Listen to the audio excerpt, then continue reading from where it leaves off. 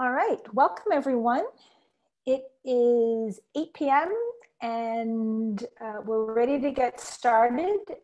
This webinar is being recorded, I'm pretty sure, because I have a cloud with a flashing red dot in it, and that's happened after I pressed the record button, so just sending that to the administrators. And I am delighted that there are so many people here taking time out of your busy schedules to take steps to improve your own health. I am not happy to know that you are here because you are probably suffering. We wait so long in Canada for springtime to come, and when it finally does, for some of us, it can be miserable due to seasonal allergies. So that's what we're going to be talking about tonight. It is a very popular topic and very timely at this time of year, especially. And it's one that, tonight, hopefully I'll provide you with a lot of very helpful information, useful sort of news you can use to help make this season more enjoyable, as well as year round, because we're not just talking about springtime allergies, but allergies throughout the year. Okay, so we'll be talking about natural relief from seasonal allergies, including the ones we have now, the ones that can happen throughout the summer, even fall, of course, that's when hay fever comes. And the tips I will give do not apply to any specific type of pollen or allergen. It even covers things like cat dander and dust mites, because our body reacts, or the response that we have to these things is similar. And so similar steps we can take and approaches we can take will help. My name, for those of you who don't know me, is Dr. Kate Rhéaume. I'm a naturopathic doctor, inactive, which means, unfortunately, I'm not currently seeing patients, but based in here in Ontario, right near Hamilton. And I'm a graduate and former faculty member of the Canadian College of Naturopathic Medicine in Toronto, where I did my professional training. I am the author of this best-selling book, Vitamin K2 and the Calcium Paradox, How a Little Known Vitamin Could Save Your Life. I am working in many capacities, including as an educator, which of course is what brings me here tonight, sponsored by Healthy Planet and Natural Factors, to try to bring you useful information to help relieve your seasonal allergies. This, as I mentioned, webinar is being recorded, and the recording will be available for you to review or share later on. And you can, if you have questions, type them into the chat area, and I will review the questions at the end. We already have lots. I don't know if I'll be able to get to all of them, but I'll get to as many as I can at the end. A lot of the ones I scanned so far, I should be providing information to answer those throughout the presentation. Okay. So let's look at, first of all, what kinds of things trigger allergic reactions. And when I say allergic reactions, I'm not talking about anaphylaxis, which of course is when you typically eat something you're allergic to, or bee stings can cause this as well, that you have, well, it ranges. There's always a range when it comes to allergic reactions from mild, moderate, severe. And anaphylaxis, of course, refers to when your lips get swollen, your throat closes up, that can be life-threatening. We're talking about seasonal allergies, which aren't life-threatening in that way, but they can sure still make you pretty uncomfortable for weeks or months of not being able to breathe easy, sleep well at night. We'll get into those symptoms shortly. But what is triggering these allergies? Well, different things can trigger allergies at different types of the year. Right now in the spring, we're looking at allergies from tree pollens. We talk about allergies to pollens. It's typically from trees, certain types of trees, notorious oak and birch, maple, poplar. It depends on where you live. So it's not usually flower pollens in the springtime. In the summer, there are different types of grasses in particular, and some types of plants like ragweed, of course, is notorious in summer and fall. And then in the winter, even when all the plants are dead, for some unfortunate people, they can be allergic to pet dander and dust mites in the house. And so allergies can exist to one extent or another year-round. So we're going to talk about that. First, I'll talk about how our body reacts to allergens. So it says here how the body reacts to pollen, but really this is any allergen, even if it's cat dander or dust mites or ragweed pollen. So you inhale the allergen, and once it has been inhaled, there are certain types of immunoglobulins, antibodies, that will grab onto that and take it to cells called mast cells. And those cells will release histamine. So everybody has heard of histamines. They are infamous or notorious for causing these miserable symptoms of itchy, watery eyes and sneezing. Of course, all this is an attempt to rid the body of the perceived attacker or invader. And so this is just a little bit of the physiology behind it, immunology behind this, because when you understand how this works and what the various players are in the immune system, then it helps to understand some of the remedies, natural or otherwise, how they work, and the natural remedies in particular, and approaches and steps that I'm going to recommend tonight, how and why they work. So there's a few different components here. We've got the immunoglobulins, we've got the mast cells, we've got the histamines, and there's ways to deal with or help manage and support those to not be overreacting to things in the environment. Because as we know, some people have allergies and some people don't. Why is that? Well, genetics is absolutely a factor. It always is. But some people are reacting more than others due to diet, and I'll talk about that. For certain people, they are producing, and this can be for a few reasons that we'll get into, more of these immunoglobulins, these IgEs, and because they produce more of those or more different types of those, they're more sensitive to different things. And so we're going to talk about that a little bit, the mast cells and the histamines, as I move through the presentation, to help you understand why certain natural remedies are effective and what they do. Okay, so let's talk about the symptoms of allergic rhinitis. I'm imagining that most people on here tonight are all too familiar with these symptoms, and I don't really need to go over them, but I will mention some of the technical terms involved because that helps you understand a little bit of the underlying pathology or what goes wrong with these symptoms. So technically, seasonal allergies and allergies to, say, pet dander and dust mites are called allergic rhinitis. Rhine means, the nose, and itis is inflammation. So an inflammation of the nose and breathing passageways caused by allergies. This will result in, and again, from these histamines, causing the itchy, watery, red eyes. This together, by the way, these symptoms are known as rhino conjunctivitis. So rhino conjunctivitis is not a rhinoceros with pink eye. It is a combination of inflammation of the rhino, the nose, and the conjunctiva, that's the membrane in the eyes. They can turn quite red. This will lead to a runny nose, or called rhinorrhea, and as well congestion. It can be very difficult to breathe, of course, especially at night and during the day. And when you can't breathe, that can leave you feeling quite foggy-headed.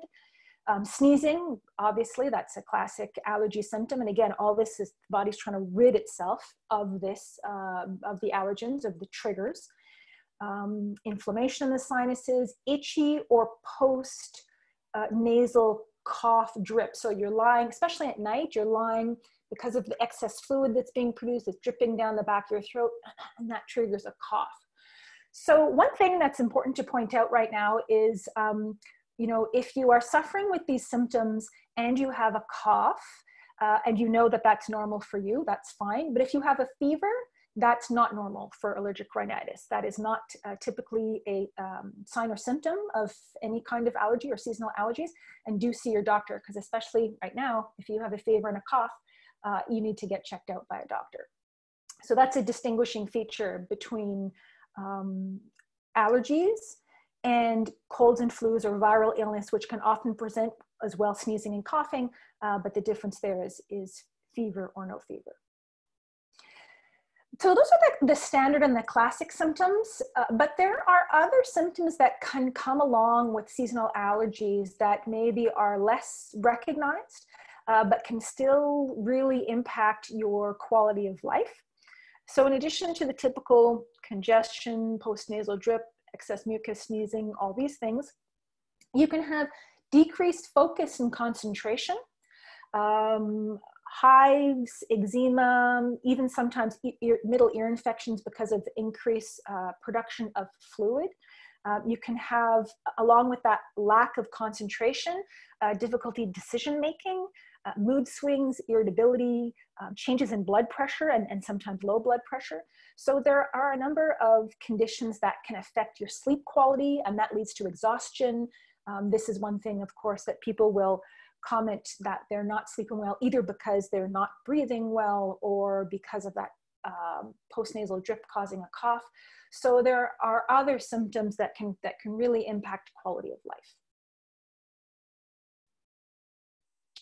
So there's going to be, I want to talk about a few common sense tips that you may already be aware of, but it's helpful to remember.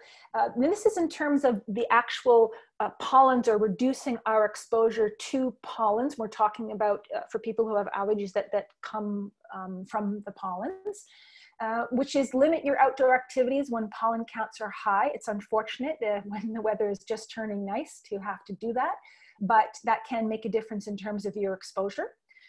Keeping windows closed during pollen season and using central air conditioning instead of having an open window, and a central air conditioning with a HEPA filter attachment. So you can look into this. These HEPA filter attachments you can get on your air or for your vent furnace system in the house to really help filter out allergens. And they need to be certified. I won't get into the details on that, and it's not an area of my expertise, but they can really make a difference, these whole house or at least central air HEPA filters. Ideally, start the allergy prevention protocol before allergy season or pollen season begins to help give your immune system a little bit of time to be ready to not overreact to these pollens in the air. And bathe and shampoo your hair daily before going to bed, because if you've been out or pollens have been getting into the house and they're sitting on your head and then you're going to sleep, that's increasing your exposure. So if you can switch to have your shower bath at night, that will help clean that off before bedtime, so you're not sleeping with it on you. And this is a hand, of course, that has brushed against a car that is covered with pollen, because in some areas the pollen can be thick, almost like a light dusting of snow, yellow snow. A few other just sort of basic hygiene, common sense tips. Washing bedding in hot soapy water once a week. This can help with dander and dust mites as well. Wearing sunglasses and a hat. So again, trying to limit the pollens getting into your eyes and on around your head. Limit close contact with pets that spend a lot of time outdoors, because they can be bringing the pollen into the house. Change and wash clothes worn outdoors, and dry your clothes in a dryer and not on the outdoor line, because obviously then pollen's falling on them and then you're putting them on your clean clothes. By the way, just a little botany lesson in defense of goldenrod is on the left here. This is a picture of ragweed, and we all know that ragweed is one of the worst offenders when it comes to causing allergies in the late summer and fall. And that's a picture of ragweed on the left. That causes allergies absolutely for many people. On the right, this is lovely goldenrod, and goldenrod is actually not allergenic. Its pollen does not cause allergies, but people often see that, and you can sometimes see like fields and seas of yellow goldenrod and think, oh my goodness. But actually goldenrod does not cause allergies. So that is a distinguishing feature between those plants. This, as you can see, is a very simplified version of immunology. I'm just kidding. It's not simple at all. It looks very complicated, and it is to a certain extent, but to be honest, it's just a slightly zoomed in version of what I showed you earlier on. And I'm not trying to get anybody's eyes glaze over looking at this in terms of immunology or basic immunology, but it just is a bit of a closer look at the process I talked about earlier about how the mast cells, when you're exposed to a pollen, which is called an antigen, will release histamine. That's these little bits here. And then the histamine will go on to cause symptoms like sneezing, because it hits your sneeze center in your brain, secretion from your glands leading to your runny nose, congestion leading to your nasal blockage, production of inflammatory compounds of various kinds, and those inflammatory compounds will exacerbate and exaggerate your symptoms. Later on, so obviously we know that one of the first reactions you have when you're allergic to something is sneeze. That happens very quickly. But later on can come the congestion, even chronic congestion, inflammation, blockages of the sinuses that can become chronic. So I'm showing this because the various things I'll be talking about tonight do work in very specific ways. They have specific mechanisms that deal with what is happening in this various stages of our biological reaction.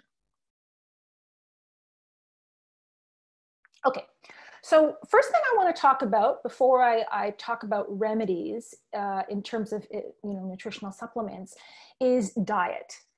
So there are certain foods that will sensitize our body and make us more likely to then release histamines when we are exposed to things like pollens, because they can take us to a certain threshold. The body is actually, because you're eating these things every day, busy dealing with those that are triggering your immune system just a little bit, but maybe not enough to cause the typical symptoms you might experience, like sneezing and watering eyes, but enough that there's enough load or pressure on the system from eating these particular foods that when the pollens come in, that tips the scales and out comes the histamine. And so by eliminating certain foods and adding others into your diet, you can help balance the immune system back in favor of a less aggressive reaction to things in the environment, because the body is not overwhelmed by the foods that you're eating. So unfortunately, this shouldn't come as much surprise. Wheat, dairy, and sugar are common culprits. Wheat and gluten can affect the lining of the intestines, can cause a type of inflammation between the what's called zonulin or tight junction of the intestinal cells. And that, for some people, can sensitize their body in a way that causes them then to be more susceptible to having allergic reactions to things in the environment, like pollens. Dairy is another one that for some people can contribute to this effect. And for many people, almost everyone, unfortunately, dairy at the very least often is mucus forming. And so, whether or not it's a trigger for you or causing you to be more sensitive, it's probably increasing your production of mucus. And so that's causing more congestion, difficulty breathing, having to blow the nose. And so I would say for people who suffer with seasonal allergies, making an experiment of trying to avoid dairy at least for a few weeks leading up to and or during allergy season can be very helpful. Same thing with wheat. And sugar is something that can promote inflammation in the body in general if you're consuming too much of it. And because inflammation is part and parcel and something that comes along with the reaction to histamines and this allergic reaction, that anything you can do to decrease inflammation in the body is going to be helpful for your overall immune health. So those are the things that we want to cut out. Increasing foods like fruits, vegetables, nuts, healthy fats, and I'll explain specifically why later. All those foods contain components that help put the immune system at ease and less likely to react to pollens.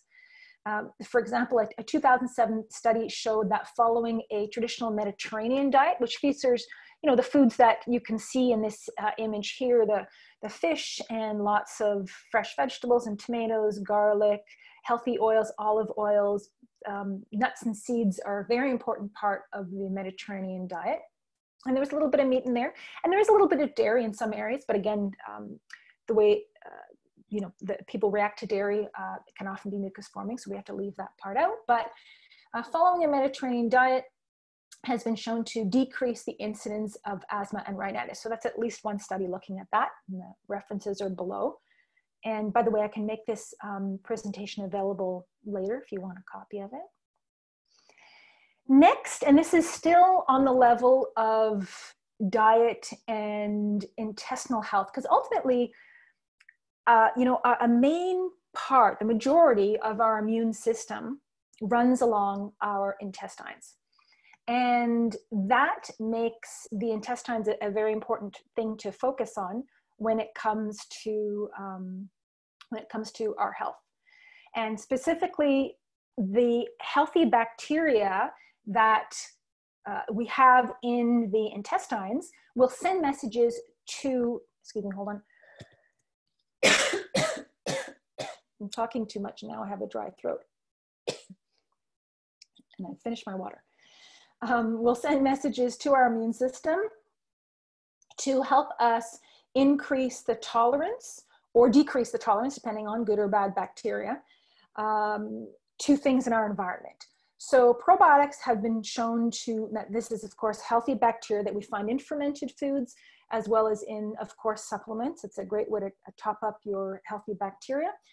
They've been shown to modulate the immune response in individuals with allergic rhinitis, and they may have the potential to alleviate the severity of allergy symptoms.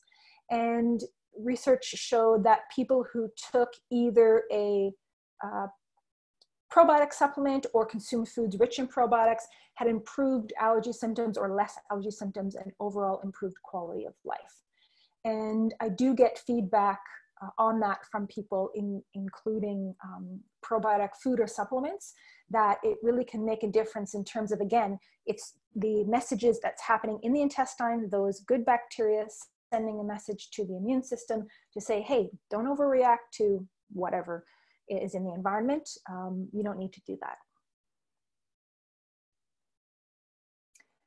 So when it comes to probiotics, this is an area that can be a little confusing because there are so many on the market and with sometimes conflicting information about them. And I have seen them even recently at my local dollar store. I wasn't impressed when I picked them up and saw what was on the label. Probiotics is one area. You know, you could, with certain supplements, you could say, you know, vitamin C, vitamin D, there isn't a huge difference, to be honest, in what you're getting from one to the other. But there are certain nutrients and certain supplements where it makes a really big difference. Quality makes a huge difference, and probiotics is one of those. So there are certain things to look for when it comes to probiotics. And it's a little bit even more confusing because probiotics are developing, the biotechnology is evolving. What used to be gold standard, things you used to absolutely have to look for, in fact, are no longer necessary. And there's, in some cases, other things to look for.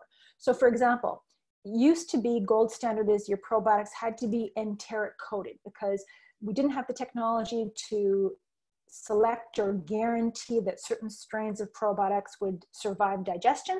So they had to be enteric coated to make sure they would pass through the harsh stomach and open up in the intestines where it was not so acidic. That has gone by the wayside. We now have technology to select bacteria for natural acid and bile resistance. And so that means an enteric coating is no longer necessary. So don't pay extra for a product that contains an enteric coating saying that it's superior, because it's just not necessary now. So that's one thing to be aware of when it comes to probiotics. Most good probiotic formulas are still found in the fridge and should be refrigerated. These are live, freeze-dried microorganisms. And so to keep them fresher longer and viable longer, keeping them in the fridge is usually still the best bet. However, there are a few, and again, with the evolution of the biotechnology, a few more formulas now that you'll find that are quite good shelf-stable formulas. And so there's not a hard and fast rule on that, although again, still most of the best formulas you'll still find in the fridge. Something to look for. Also, you want to look for the amount of strains. Now, when it comes to the amount of strains, it is not necessarily that more is better. There are times when you want to take very high potency probiotics, 55 billion or 100 billion, that can be helpful after a round of antibiotics or a gastrointestinal infection, for example. But on a day-to-day basis, you know, most people between 10 and 30 billion, I know that's quite a wide range, but again, it's not necessarily that more is better. Sometimes those are required, but more is also always more expensive. And so I like to give a recommendation that will give the best benefit and leave more money in your pocket. So if you're looking for, you know, if you're thinking about a broad spectrum probiotic, you want something like, you know, Ultimate Multi, for example, probiotic, or Seniors Multi probiotic. The key with the multi probiotic is that you're looking at multiple strains, typically around 10 to 12. You'll have strains for the small intestine, strains for the large intestine. These are tested to make sure they are compatible with one another and that they will survive something called fecal survivability, which you can guess what that means. They're not dying before they leave the body. They're still viable and active. And that's typically the case. Now, there are individual formulas that you'll find in smaller amounts, say like 3 billion here for the Combiotic, which is some strain that helps to relieve anxiety, for example. But for general all-purpose, as well as specifically for allergies, a broad spectrum formula like Ultimate Multi or Seniors Multi, this covers those bases. So just a few points, because probiotics can get a little technical and there's lots to know about it. And by the way, this is why I recommend in general, people shop at a place like Healthy Planet or your local health food store, where you can get these kinds of questions answered, because people, you know, who work there are trained and have education on these topics versus other stores where they don't. Okay, so moving on, and this is sort of transitioning between the foods that I mentioned before, especially the ones that are popular in the Mediterranean diet, and why, one of the reasons why they are helpful is because some types of foods are especially high in a bioflavonoid, which is a vitamin-like molecule called quercetin. And quercetin is a, like I said, it's this compound vitamin-like molecule that has a role to play in the immune system. There's quite a bit of research on it in terms of antiviral, you know, cold and flu prevention, quite a few studies. And it is also well known as something that will help to stabilize mast cells, to prevent them or make them less likely to release that histamine. So just letting the mast cells know, look guys, don't overreact to anything, just keep your cool, keep your calm, and keep the histamines inside. And so the highest known, by the way, food, there is quercetin in even tiny amounts in almost every plant food, but not a lot in many foods. But see, here are some of the highest known foods for quercetin. Strangely, random, capers is the highest known food in quercetin. Usually they're real tiny ones that we eat, or you can get larger ones. Apples are another one. Red onions, I think red onions after capers, red onions are the next highest, white onions after that, apples, grapes, blueberries, I've got a lot of here, citrus, blackberries, green leafy vegetables. And so quercetin is a compound that will help your mast cells behave a little bit better. So eating these foods and trying to get as much of that in your diet is helpful. But if you are suffering from seasonal allergies, in addition to that, it can be really useful to supplement with quercetin, especially in the weeks leading up to allergy season. So quercetin supplements are available in a couple of different forms. This one, for example, here, Quercetin Complex. It is a combination of quercetin with other ingredients, other antioxidant bioflavonoids. There's some turmeric in there, CoQ10, grapeseed extract, which is another one that has a little bit of anti-allergy benefit. And so the idea here is to increase your quercetin intake to help stabilize the mast cells over time. There is a new form. Now, the one thing about quercetin is it can be challenging to absorb. And of course, if you're not absorbing something, you're not getting as much benefit from it. And so traditionally with quercetin, you have to take higher amounts, like 500 milligrams 3 times a day. So a capsule 3 times a day, for example, in the few weeks prior to the pollens flying. And so researchers have developed a new form of quercetin called EMIQ, which is enzymatically modified isoquercetin. When you hear modified, this does not mean genetically modified. It just means they had taken the quercetin and changed it using enzymes, in fact, to a form that is extremely bioavailable. It's 40 times more bioavailable than standard quercetin. And so the advantage here is that you'll get benefit even if you have waited, it's not weeks before the pollen is coming, or you even already have some symptoms, that can help very quickly. And typically the doses are a lot smaller. So 50 milligrams once or twice a day. So that's the EMIQ. Again, it's a newly developed advanced form of quercetin.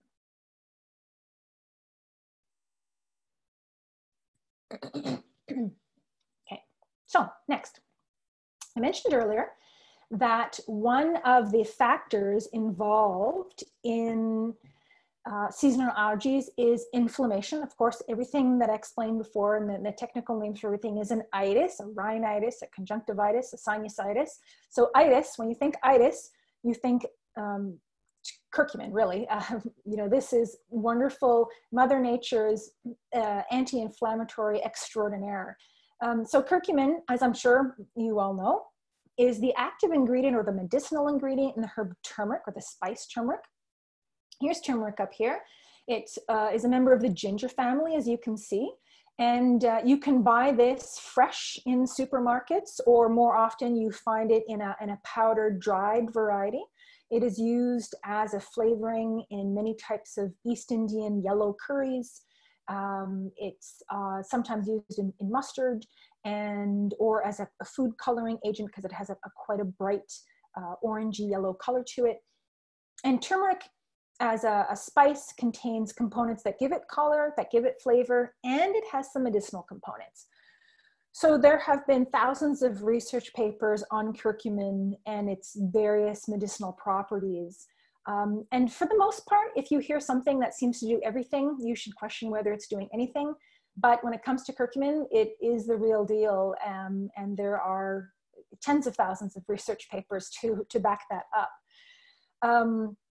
You know, I could talk a long time about curcumin. It's a really exciting molecule. Specifically when it comes to inflammation, so, you know, narrowing down to our topic tonight of itises, like rhinitis, curcumin has an amazing ability to somehow appropriately control any inflammatory compound, which is not something most anti-inflammatories can do, and certainly any prescription or synthetic or over-the-counter anti-inflammatories, they can deal with one or a couple inflammatory mediators, but curcumin has a way, through a mechanism that I won't get into, to deal with them all. And so this is why it has such a reputation as, say, a pain reliever. People take it for joint pain. That's probably the most common reason people take curcumin, but there's also research about it for cognitive function, brain health, cardiovascular health, all kinds of things. And there are indeed studies that show that curcumin helps to improve airflow for people with allergic rhinitis by decreasing inflammation in the sinuses.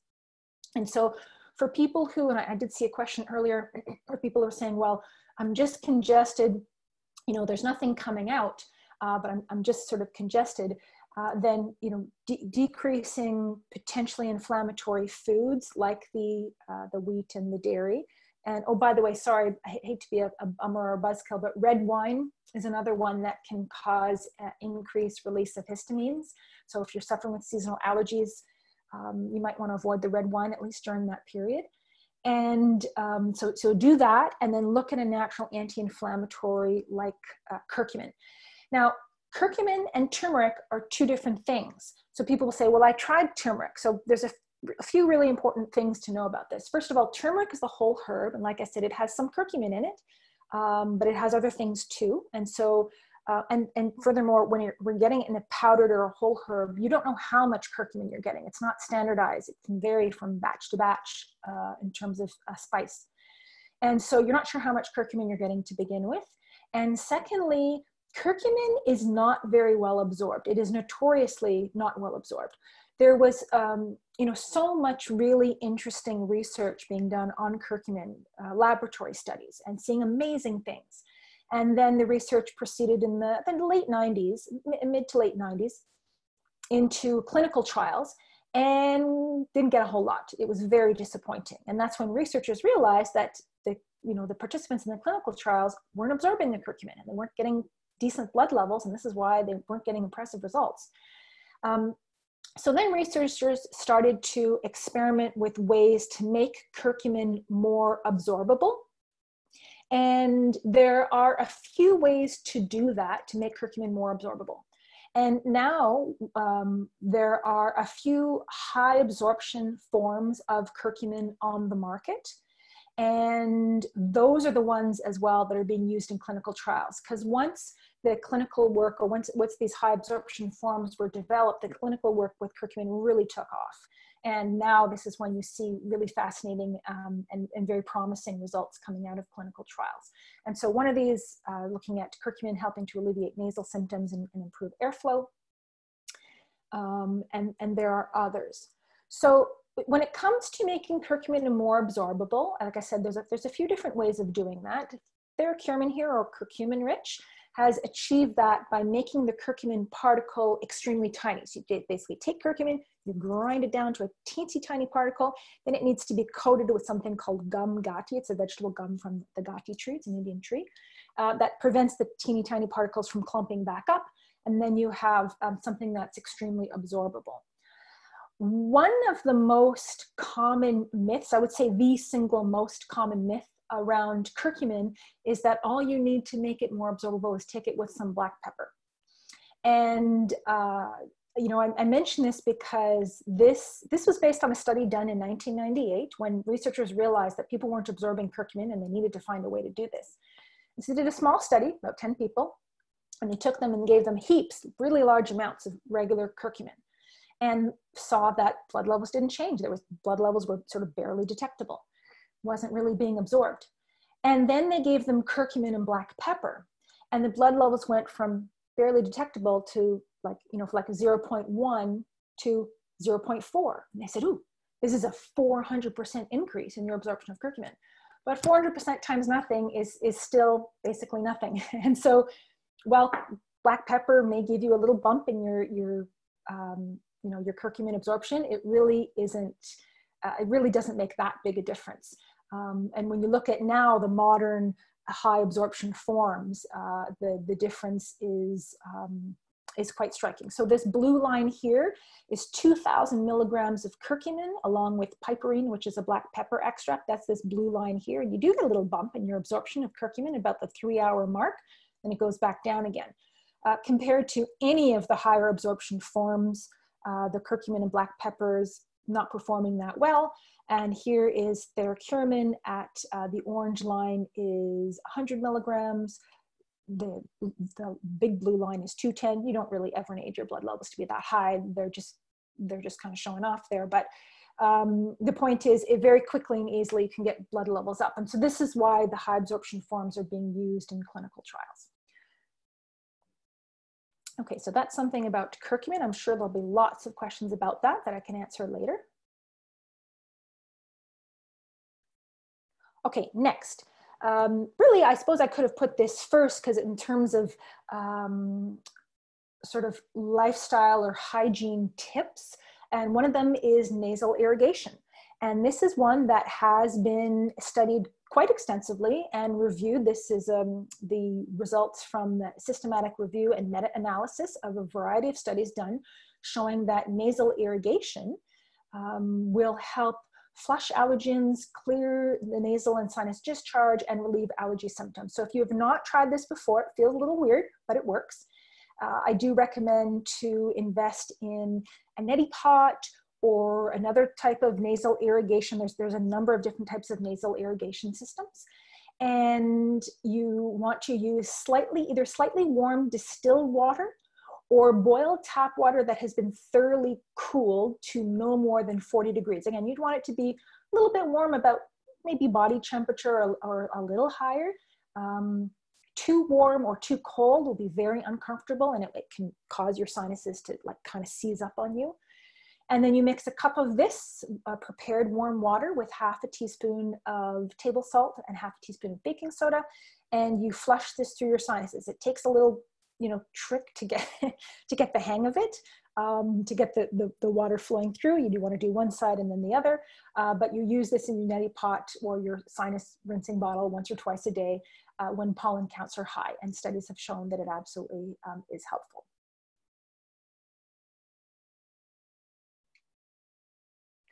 Okay, so I want to move on to when seasonal allergies, those are basic things in terms of seasonal allergies, but when seasonal allergies become more chronic, or allergies to anything that can be around year round, you know, like the pet allergies or dust mites, you can end up with a situation of sinusitis, which kind of settles in and is causing chronic inflammation in the sinuses. And so this can be short-term, it can be, you know, subacute, chronic, long-term, it can vary, and it can be really problematic, you know, because you're talking about headache, pain, facial pain, congestion. It can be difficult to sleep at night, difficult to breathe, of course, and really very uncomfortable sinusitis. And so there are things that we can do. So everything I have mentioned before can be helpful for sinusitis. There are also some specific natural ingredients that will help with sinusitis. So two of the big ones are, first of all, bromelain. So bromelain is an enzyme that is coming from pineapples.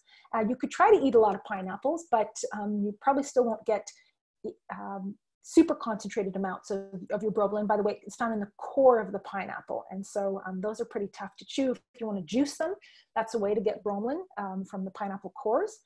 And bromelain is an anti-inflammatory compound in general, but it seems to have particular affinity, or at least they've done quite a few studies on bromelain and sinusitis, so helping to relieve the inflammation in the sinuses. Now, the important thing about bromelain is it should be then, for this purpose, taken on an empty stomach. If you take it with food, it will just digest, being an enzyme, protein enzyme, digest the protein in your meal. But you want to take it on an empty stomach to help deal with some of the inflammatory compounds are protein-based or peptide-based, amino acid-based, and so it helps with that. So bromelain is one that I recommend. It is available on its own. It's available in combination with turmeric. Bromelain turmeric is a nice combo. It's also available in this lung, bronchial, and sinus health formula. This also contains, and the reason why I put this one up is because it has a great combination of bromelain and something called N-acetylcysteine. So N-acetylcysteine is an amino acid that's been shown to have mucolytic properties, which means it lyses or breaks down mucus. And so you have a combination of breaking down mucus to make it thinner and easier to expel, as well as relieving irritation in the sinuses and airways. So you're looking at anti-inflammatory and anti-mucus support. So I really like this combination for that. The rest of the herbs in this combo are anti-cough herbs, because this combination is also used for things like post-viral coughs. You know, you're over the cold, but you still, for some reason, have a nagging cough. That's been a feature of some viral illnesses that have been going around the past couple of years.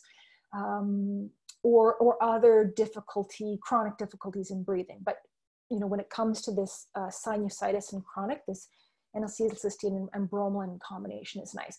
As well for people who are suffering with postnasal drip causing cough, then having a little bit of cough relief or cough support is helpful.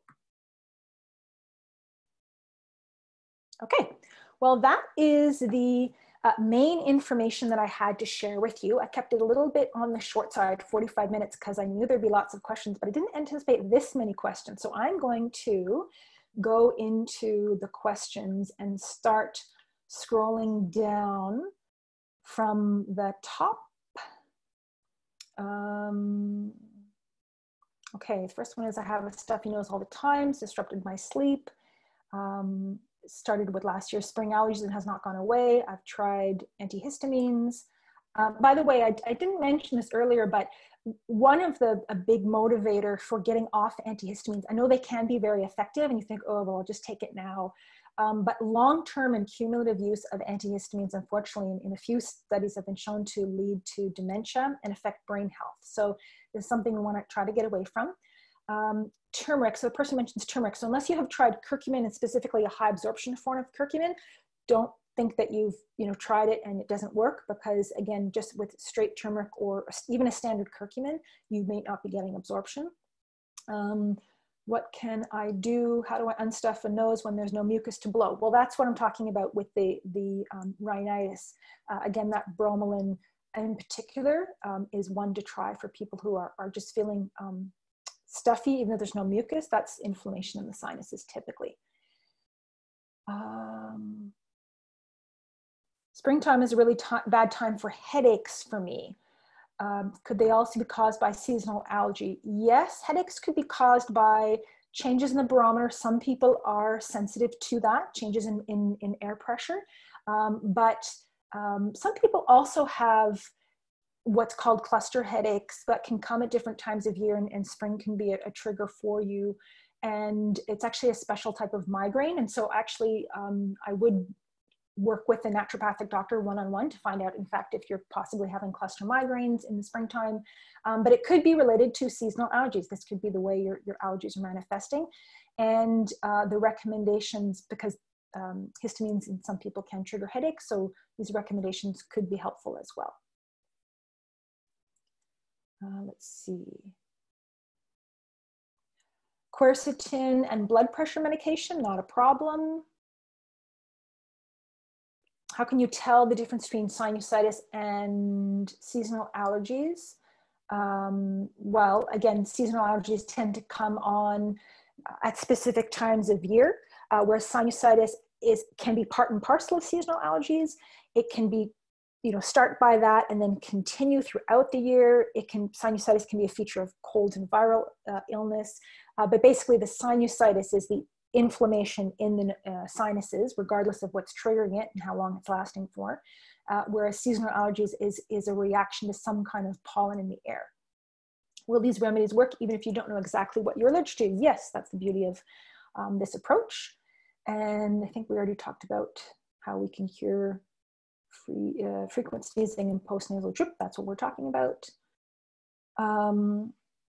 So there's a question here about what can we do if we are poor metabolizers of histamine and increased susceptibility to high histamine levels with exposure to environmental. So there's two things here. Obviously, everything I talked about is with an aim to minimize histamine release, stabilize the mast cells, and decrease that histamine release. There are some individuals who are especially sensitive to histamine, and as you mentioned, could be poor metabolizers of histamine. And that is, of course, a related but slightly different condition, and you may need additional help. And that is one that I would recognize or recommend to work with a naturopathic doctor on that, because that can go beyond simple or straight allergy treatment. Tom from Leamington says, I have found one of the best remedies for seasonal allergies in consuming a small amount of unpasteurized local honey. What is your opinion of this remedy? Well, it's interesting, Tom. It's been, this has been researched, and I think there's not a lot of research around it, which sort of surprised and disappointed me, but I have heard this from other people. And, the concept, of course, is that it's almost a little bit of exposure therapy, right? It's this from your local environment. The bees are collecting pollens, and then you're consuming them. Now, the bees are often collecting pollens from flowers, which aren't necessarily triggering allergies, but to be honest, I have no problem with the remedy. And if you feel it's helpful, and I've heard many people say this, then stick with it. Recommendations, everything I recommended here is appropriate for children. That's another nice advantage of using the natural remedies. A question here about children 11 years old. We're just starting a season of sneezing. Yep, everything I mentioned, especially with kids and the diet. I know that's the harder part, it can be. By the way, adding in an omega-3 fatty acid supplement can help with balancing that allergic or inflammatory response, and kids benefit from that anyway. So that's another aspect of the diet. The question is about colloidal silver. Unfortunately, I'm not an expert in colloidal silver. It's definitely not my area of expertise. I'm not aware of it being able to fight allergies, but I can't really speak to that. So sorry. Let's see. Somebody, Will, says, totally agree with the Mediterranean diet decreasing asthma attack based on my personal experience. That's good to hear. Oh, this person has said a comment about dairy. Since I've been off dairy for the last 8 years, showing because my ND tested that I had a sensitivity to dairy, I'm sleeping much better. Colds are shorter, don't have trouble sleeping with the cold. So basically we're looking at like less inflammation, less. My food allergies have to many things have all disappeared since I don't eat any dairy. I make non-dairy cheeses and butter, almond milk, etc. So this is an example of what we mean that the dairy can sensitize you to everything else. So you think you're allergic to all kinds of things or reacting to all kinds of things, but it may be one thing that's triggering it and making your body sensitive to other things. Do you recommend taking probiotic before or after food? Probiotics with food is generally the best time to take them. Yeah, that's when I recommend to take them. Question here about a son that's 5 years old. I'm sure that there are specific formulas for younger children. It's typically the same types of ingredients in smaller amounts. And by the way, although I didn't mention them tonight, I think that there are, especially for very young children, lots of wonderful homeopathic combinations that are worth trying when it comes to allergies and seasonal allergies. There's combinations, things like onion, for example, homeopathic. You know, it can help, and there are some nice combinations out there by a variety of companies. Question here about, sorry if I missed this, will we need to take these things before allergy season or when we experience symptoms? The dietary changes and standard quercetin, ideally you will be making a few weeks before the pollen shows up, but anything you do even at the time can be helpful. And again, the EMIQ form of quercetin can still be helpful once the allergy season or symptoms have started. Will this natural option work even if you've been taking over-the-counter medications? Yes, because the over-the-counter medications work quite differently, and the natural options, I don't know if you'll be able to tell depending on what's controlling your symptoms, but yes, they still work together. Somebody asked, in which situation would the Curcumin 210 be ideal? To be honest, that 210 is, well, some of the most recent clinical trials are using, I guess, both this 180, even spread out throughout the day. That 210 was just, it's not necessarily a therapeutic dose. It's not harmful. It's still very safe.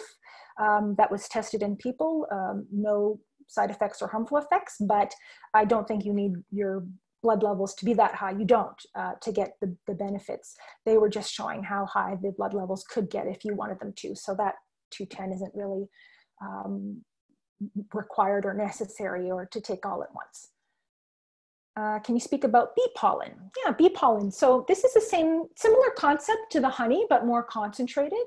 So bees, when they go around to collect pollen, they don't, for the most part, they don't eat it, but they put it into these little baskets on their legs. and that's combined with various secretions, bee saliva, and they can carry it back, and then you can find it in some hives in these little granules. That's what bee pollen is, a combination of flower pollen in these bee secretions, as yucky as that sounds. But bee pollen is absolutely extremely nutritious, very high in a number of vitamins and minerals. And for that reason, it has been used for a number of years as a nutritional supplement, something people will add to their diet, throw it into your shakes to boost your nutrient intake. And the concept with bee pollen is, again, you're being exposed to pollens, and so that may help your allergic response. There isn't a lot of research to back that up, but there are people who suggest that it helps for them. Again, bees are typically collecting flower pollen, and people are more allergic to grass and tree pollen, but it's one that wouldn't hurt to have in your diet in terms of nutrition. Can't say for sure, and the jury's out as to whether it will help allergies. I have turmeric from the shelf with spices from Costco. Does this mean that it will not be beneficial to take a spoon or two on a daily basis? It is still, turmeric is still a wonderful herb to include in your diet if you're mixing it in with your food. Some people will make a drink out of it. You got to be careful with that. It can be very messy and stain. I was actually working with it a few days ago for a TV interview and stained my counter. but it is still a wonderful herb and spice rather to have in your diet. It will provide you with some antioxidant benefits from doing that. In terms of if you're looking to relieve pain or deal with your allergies, you probably won't get the amount of curcumin absorption from, a spoonful or two of turmeric on your food from doing that, but it's still something nice to include in your diet. Let's see here, colloidal silver, we already talked about that. What are your thoughts on immunotherapy? Immunotherapy can be helpful. Some individuals do respond well with that.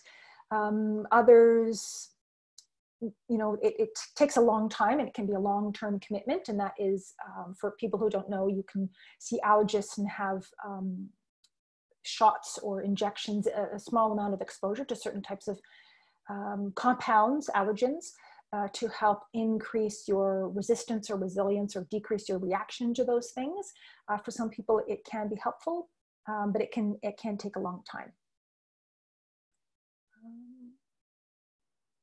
Which of these supplements can you take while pregnant? Unfortunately, the standard answer to this is, as you will see on the label, that none of these supplements are studied for pregnant women. And so we can't officially say that any of them are safe during pregnancy. Things like fish oil, absolutely. Many of these nutrients are food-based, for example. But since they are not researched during pregnancy, we can't, and the labels can't officially say that they are helpful during pregnancy or safe. My nose is extremely itchy all the time. I wake with a swollen eye at times without it getting itchy. Not so much now. My ears get super itchy. So these are allergic symptoms: itchy nose, itchy eyes, itchy ear, sometimes swollen eyes. So you want to find out what you might be allergic to. If there's a trigger in the house, changing your pillow, especially if it's something that you're waking up with. And again, dietary changes. Pretty much everything I mentioned will all help address this itchy, swollen eye thing. What about tinnitus? So tinnitus is a ringing in the ears that can be chronic or intermittent. It can be very bothersome for people. And in some cases, tinnitus can be a real mystery. In some cases, it can be related to allergy.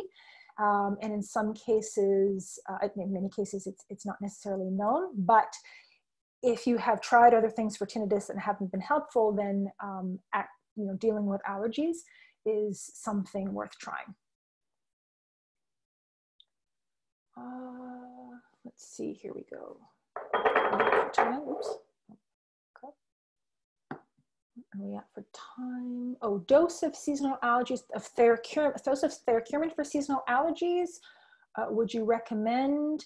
Probably the double strength, which is a 60 milligram cap, 1 twice a day. That's a typical dose for any kind of itis, a painful condition or problematic condition, is that double strength 60 milligram cap, 1 twice a day.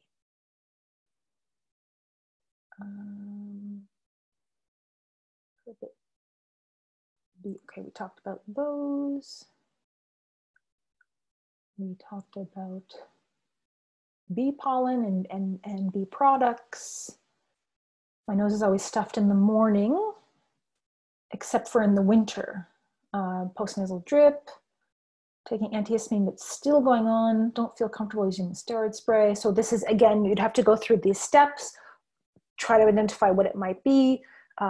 Filters in the house, changing the diet, and looking at then some natural probiotics and dietary changes and natural support for the immune system. This question here about the use of an at-home salt machine to help with allergies, but I'm not sure what that is. So I'm gonna have to skip that one. Suitable for young teens, yes. I have a question here. Please tell us about vitamin K2. I'm not sure if we have time for that tonight, but I can just touch on it very briefly afterwards. Curcumin help with all inflammation? Yes, it does. More questions about K2.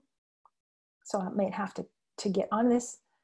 More and more questions about K2. Okay, we're changing subjects. I think we may have gotten through the allergy questions. What are your thoughts about herbal tinctures and teas? Well, it depends on the herb. Some herbs work really well and their active ingredients will come out in hot water, and others don't.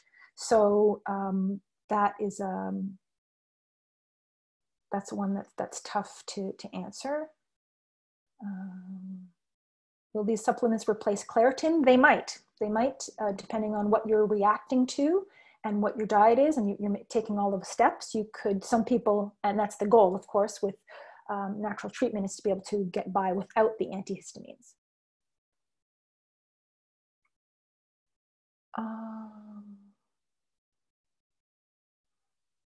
Opinion on vitamin C. Yes, I didn't really mention vitamin C, but it is one that occurs in nature in many foods that contain bioflavonoids like quercetin, and vitamin C has been shown to have a beneficial or synergistic effect with quercetin, and so that's something that you can take alongside that. I can't think off the top of my head for any specific research about quercetin, about vitamin C and sinusitis, which is the specific question here.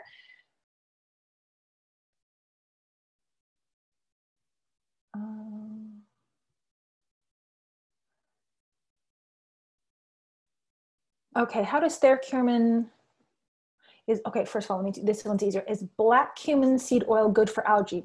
I don't know. Cumin is very different from curcumin. They're actually completely different plants. So I can't speak to whether black cumin seed or its oil is helpful for allergies. Can you get enough probiotics from fermented foods only?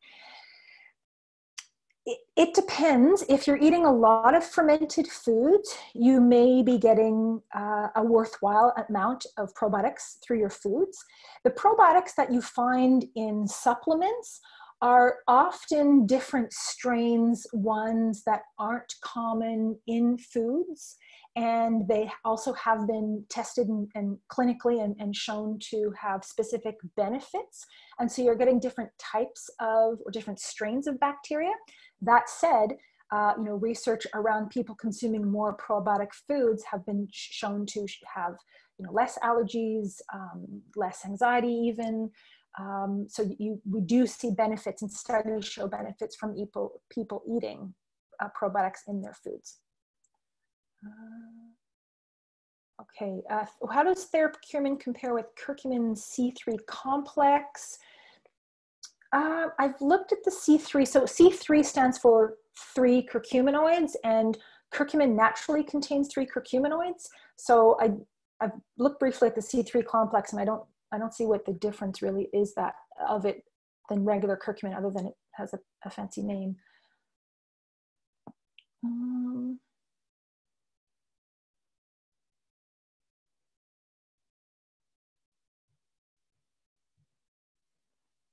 Oh, somebody's pointing out that possibly one of my slides, and I better check, might list goldenrod as a cause of allergies. And if it does, then that is not the case.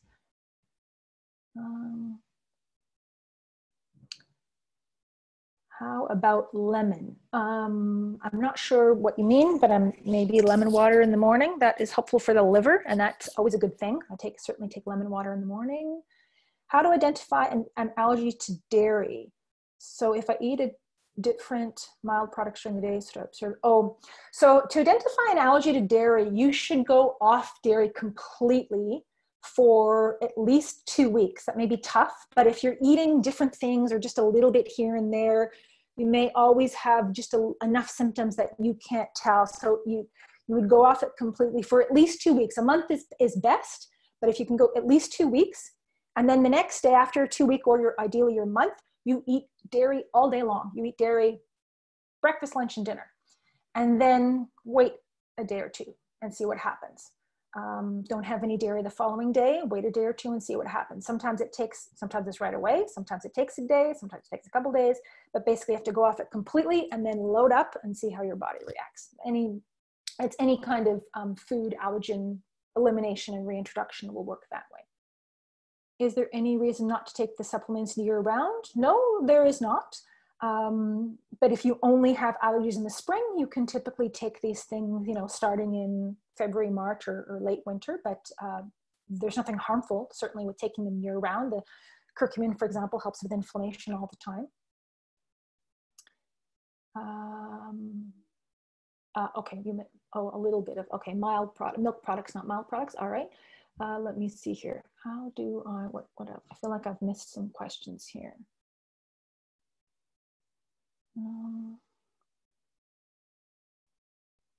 So we have, again, kids, lots of kids, and kids do suffer with seasonal allergies. It's really common, experiencing dermatographism hives. And so dermatographism hives, everyone knows what hive is, but dermatographism means you can like run your finger or fingernail along somebody's skin and then leaves a hive along after it, like a red inflamed sort of puffy mark behind it.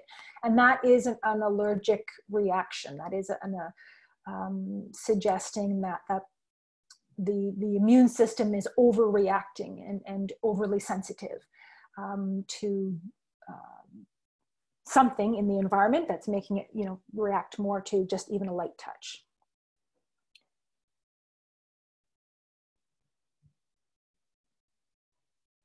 So the question here is, you talked about bioreactive EMIQ. You mentioned 50 milligrams once to twice a day, but your slide has written 100 milligrams once to twice a day.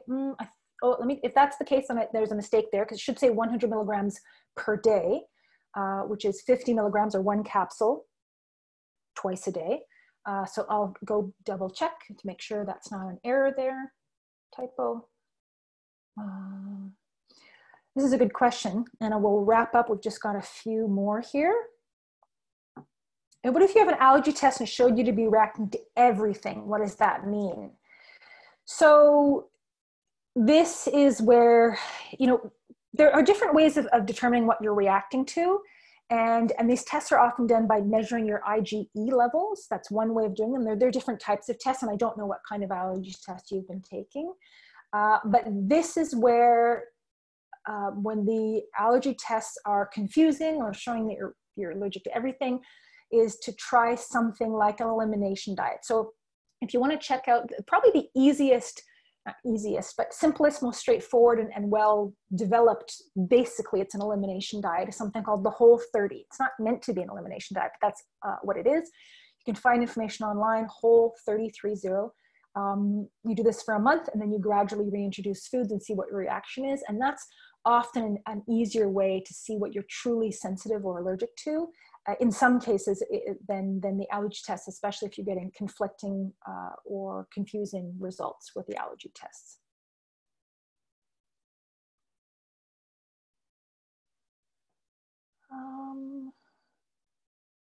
Okay. Oh, nettle tea. That's a nice question here about nettle tea. Nettle is a lovely, wonderful herb, and that tends to sprout or grow in the springtime, should be coming into season soon.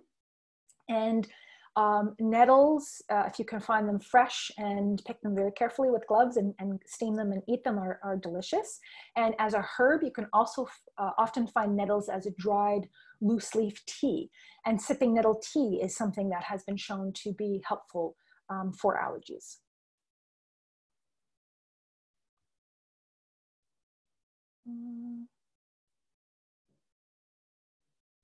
Okay, we are unfortunately running low on time, and there's 56 questions that I still haven't gotten to.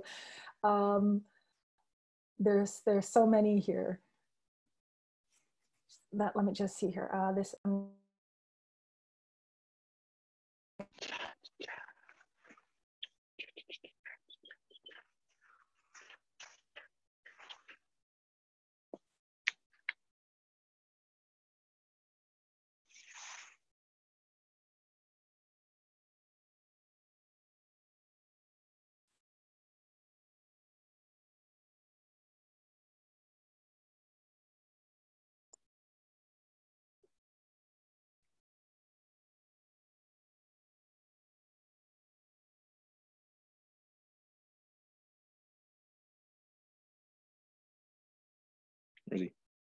Where is he?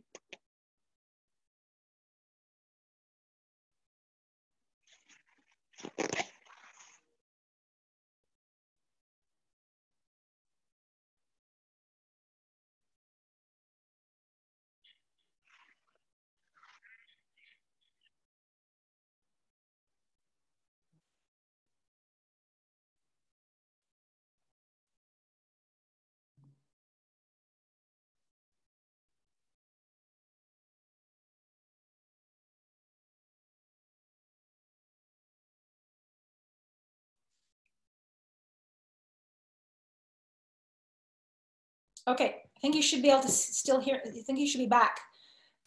Okay, I think that we're starting to have a little bit of technical, we can hear you now. Okay, good, thanks. There was a bit of a glitch with the audio. Okay, no sound, can't hear you. All right, we're back. There was a bit of a glitch with the audio there at the end.